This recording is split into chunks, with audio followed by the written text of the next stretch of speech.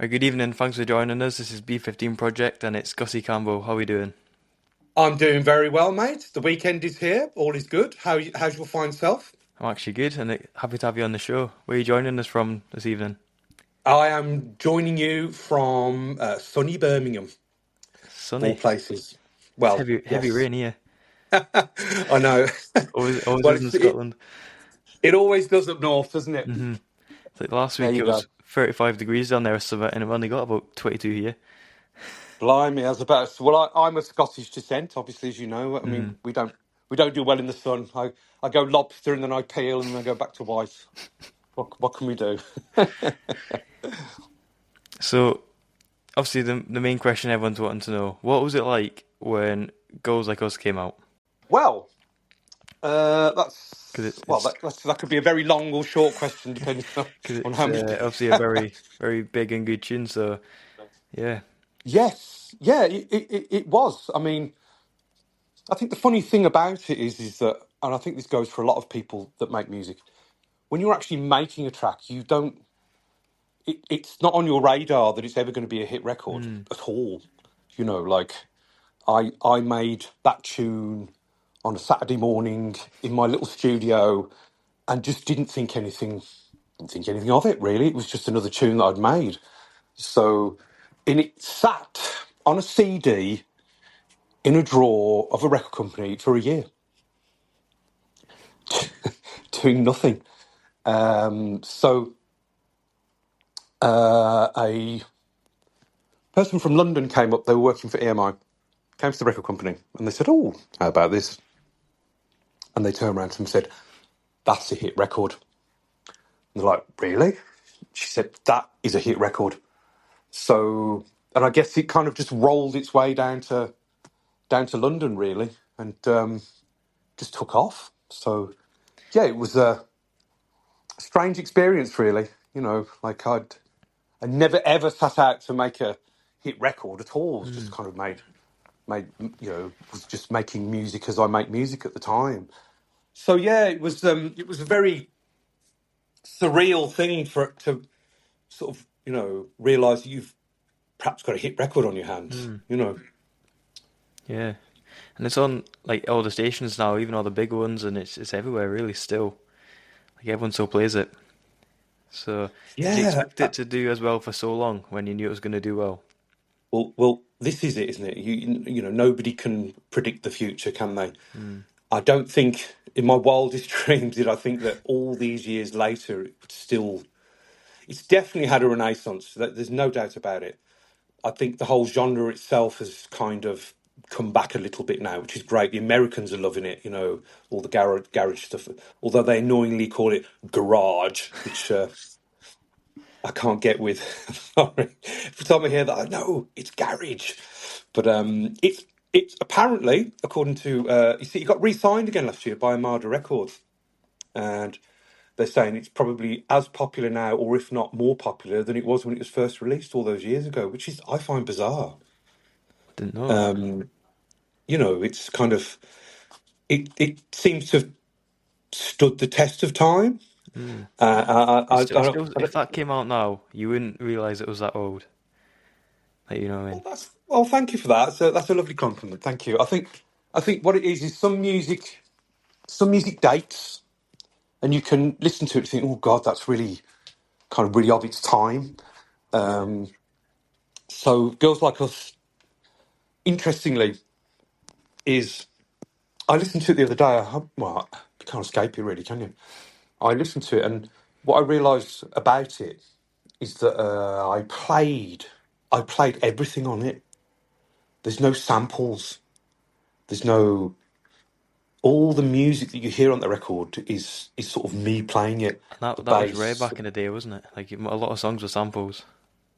yes, but there was no garage samples back in those days. You couldn't Mm. go to a like online to a sample pack and find garage because it was just so new. So I played everything in, all the keyboard parts, all the synth parts, the bassline parts. It's all kind of me, if you like. So I think that's why it has its own identity, because it's sort of my musicianship, if you like. I mean, I was a not a trained musician. I used to play in a lot of bands and stuff. So I think I brought a sort of musicianship to it. I think that's why it's kind of survived, because a lot of tunes sometimes they rely on gimmicks or sounds that Hmm. are sort of popular at that time.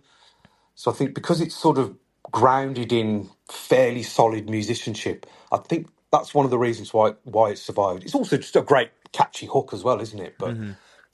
I think it's still, yeah, it still sounds good, doesn't it? And I never in my wildest dreams thought it would still be around after all this time. I don't think anybody did, So, but so even though it's your own song, you know, when you hear a song on the radio every day and you kind of start to get sick of it after so long, is that the case for you?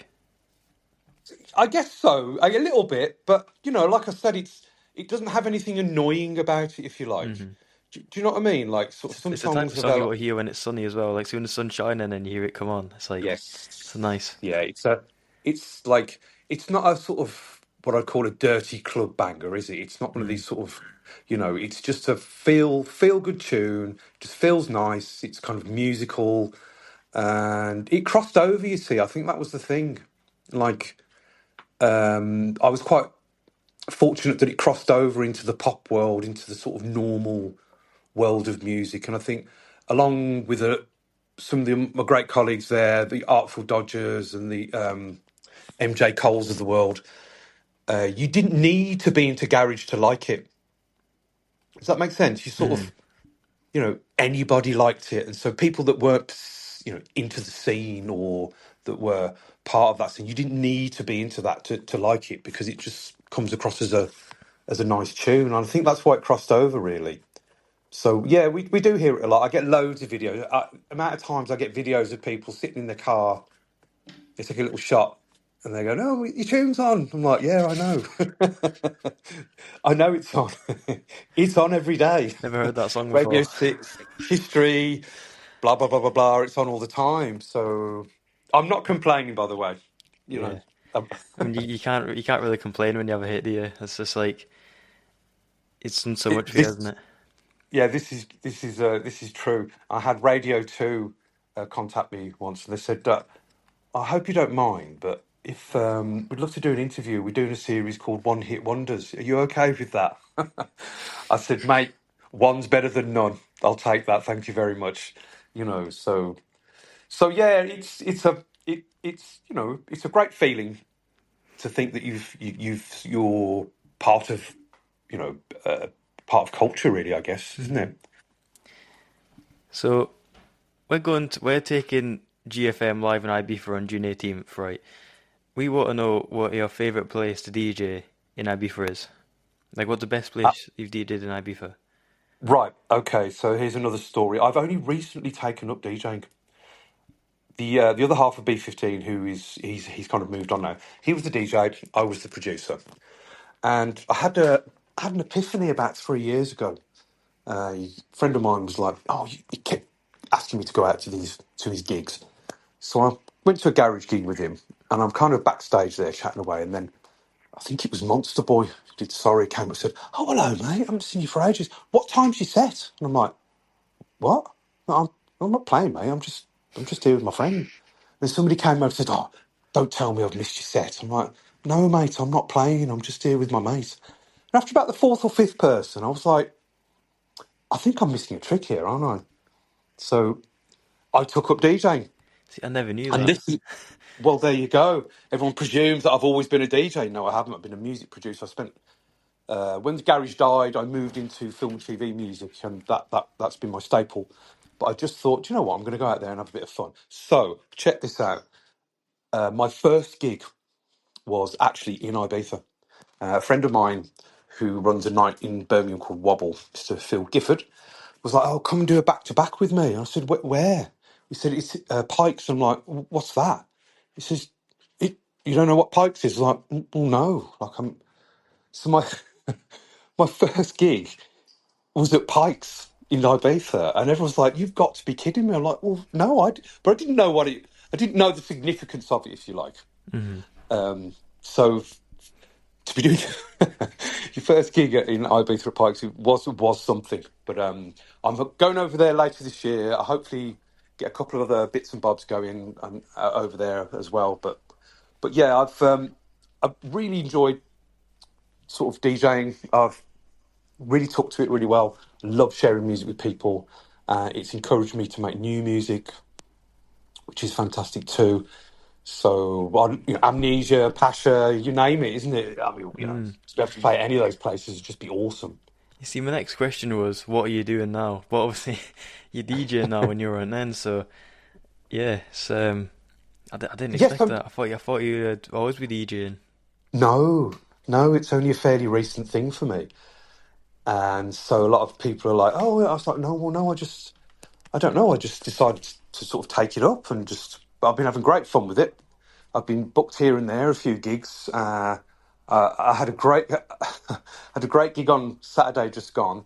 Did a really good set, came off, and this guy came up to me, shook me hand and went, all right, mate, says, mate, that was pre-recorded, wasn't it? I was like, I beg your pardon.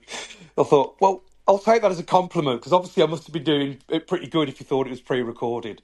So yeah, it's a funny world DJing, and I'm hoping to get out there a little bit more. Got a few festivals on this year, got a few bits and bobs. I'm supporting Lisa Loud at one gig, supporting Fat Tony at another gig. So slowly, slowly climbing the ladder.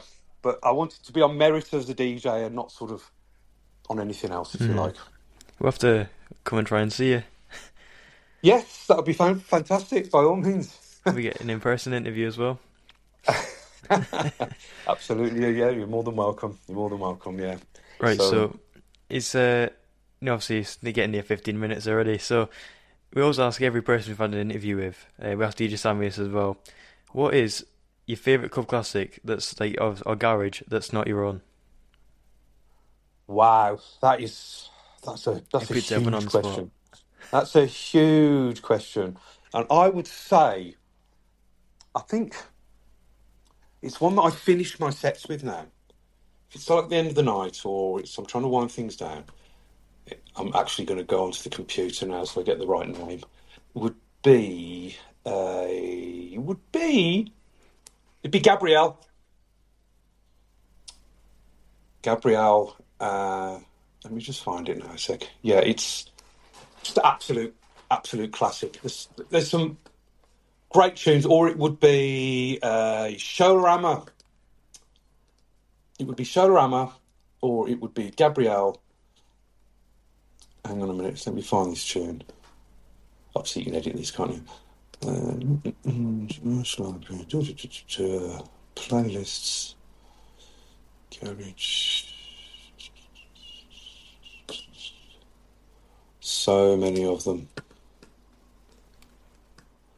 Yes, Gabrielle, and it also, if I had to put the thing, I don't know, spin. Oh, there's so many spin sugar.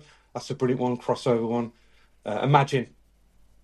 That's a beautiful tune. Is a remix of it? Asylum remix or something?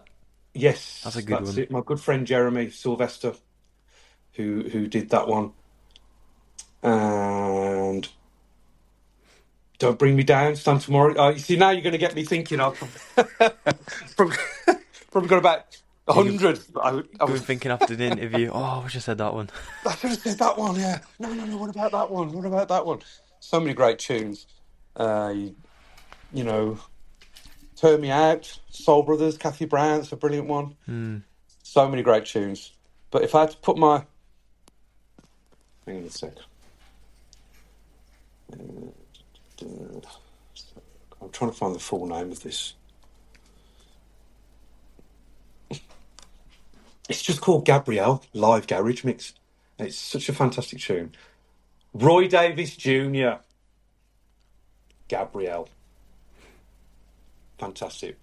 Google it, have a look, have a listen to it. It's an absolutely amazing tune.